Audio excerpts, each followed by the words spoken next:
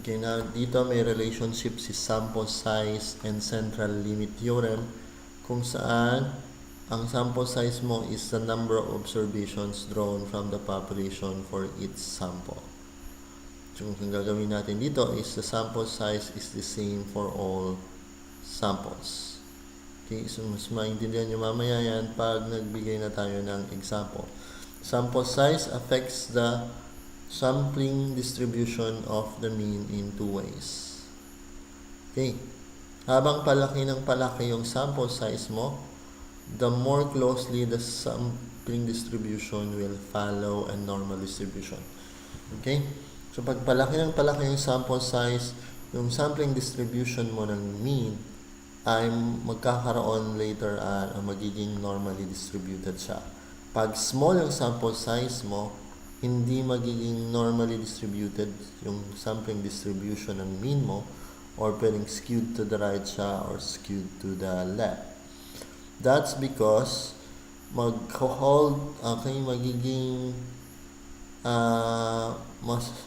yung sinasabi ng central limit theorem ay magkakatotoo lang kung ang sample size mo ay sapat o malaki, yung sapat yung dami ng sample size mo para magkaroon tayo ng normally distributed na sampling distribution ng mean.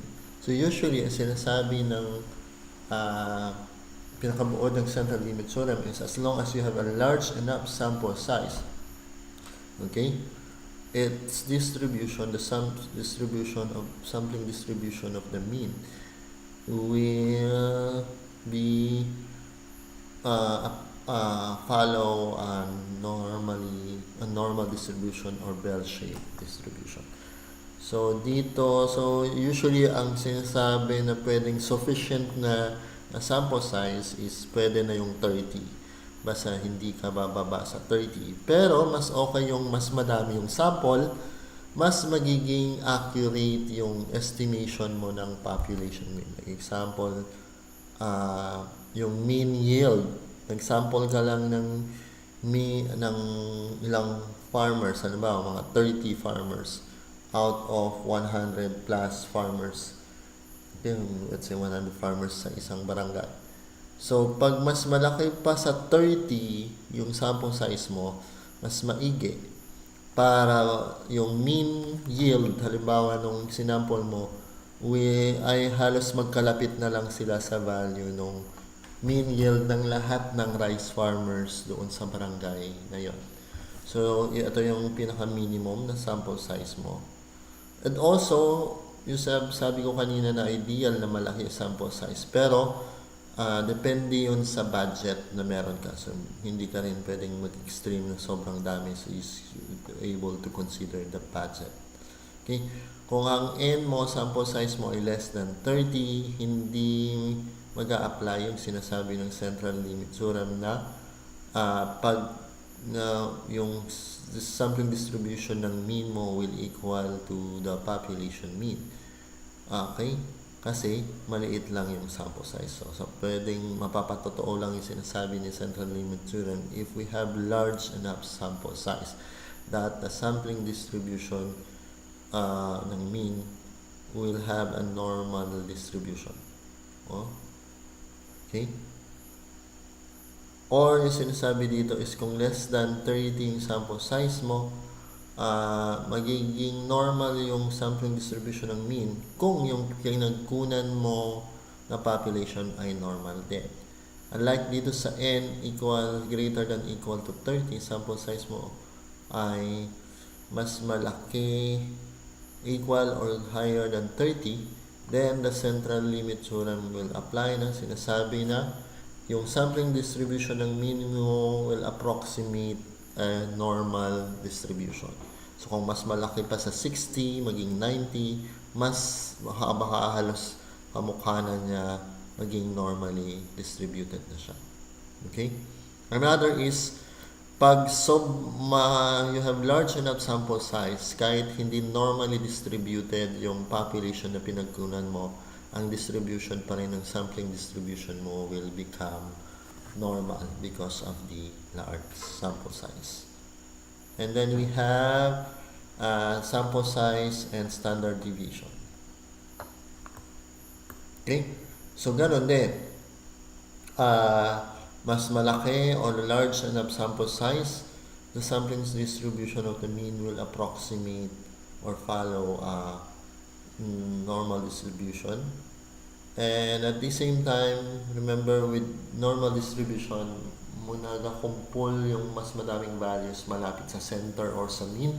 So definitely, the larger the sample size, the standard deviation or yung distansya ng mga individual variables mo, like example, individual age, yung sinampulan mo will not be very far from your mean age. So the sample size affects the standard deviation of the sampling distribution. The standard deviation is a measure of the variability or spread of the distribution. Okay?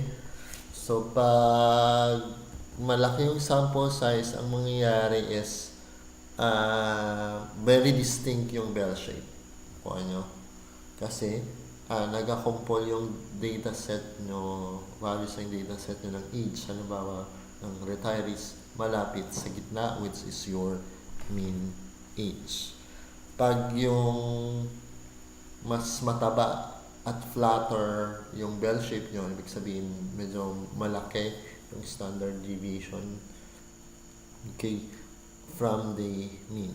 So, ibig sabihin dito, pag ang sample size nyo ay mababa, like example, less than 30, mataas yung standard deviation nyo.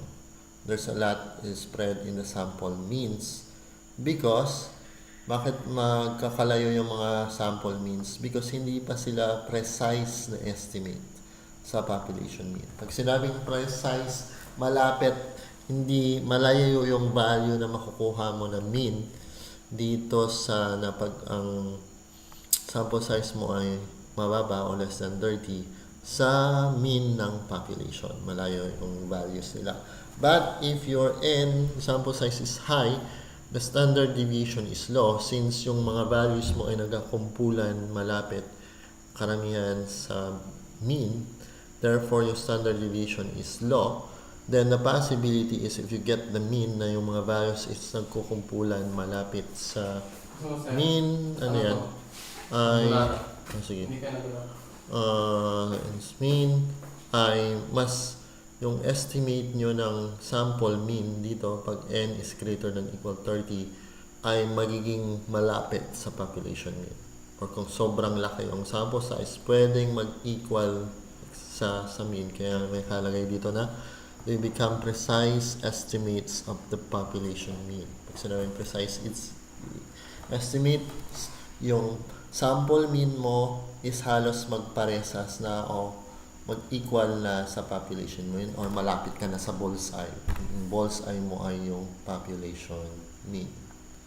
Okay, now discuss natin ano mga conditions of the central limit theorem.